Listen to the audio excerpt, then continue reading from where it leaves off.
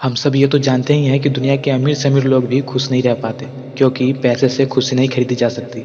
मगर हम ये सोचते हैं कि काश हमारे पास थोड़ा पैसा होता तो हम खुश रहते। कभी कभी हम पैसे कमाने के लिए इतना मेहनत करते हैं कि एक दिन हमारे पास वो पैसा तो होता है, लेकिन वो खुशी नहीं मिल पाती जो हमें चाहिए होती है। किसी से पूछो कि आप कैसे हो तो दिखावे के लिए बोल तो देते हैं कि मैं खुश हूँ, लेकिन वो अंदर से किसी न किसी बातों से दुखी होते हैं। आपको एक कहानी सुनाना चाहूंगा जिससे आपको ये पता चल जाएगा कि आखिरकार खुशी मिलती कैसे है। ध्यान से सुनना इस छोटी सी कहानी को, ताकि आप रियल हैप्पीनेस सर्च कर पाओ।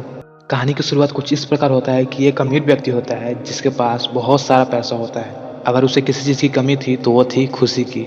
इसी कारण से एक दिन वो साइकोलॉजिस्ट डॉक्टर के पास जाता है और डॉक्टर को बोलता है कि मेरे पास बहुत सारा पैसा होने के बावजूद भी मैं खुश नहीं हूँ। ऐसा लगता है कि जैसे खुशी मेरे पास आना ही नहीं चाहती। अब तो मुझे जीने का भी मन नहीं कर रहा है, आप ही बताएं कि मैं क्या करूँ।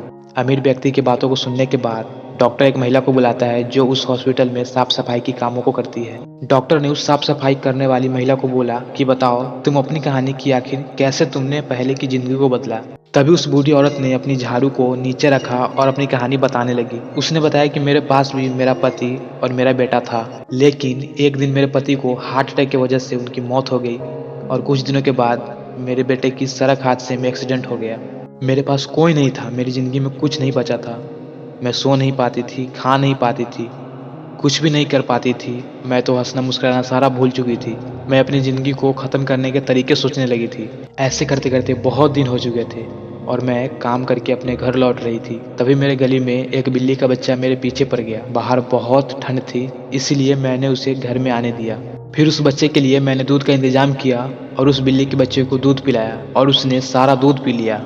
फिर वह बिल्ली का बच्चा मेरे पैरों से लिपट गया और मेरे पैरों को उसने चाटने लगा और उस दिन मैं बहुत दिनों के बाद मुस्कुराई थी।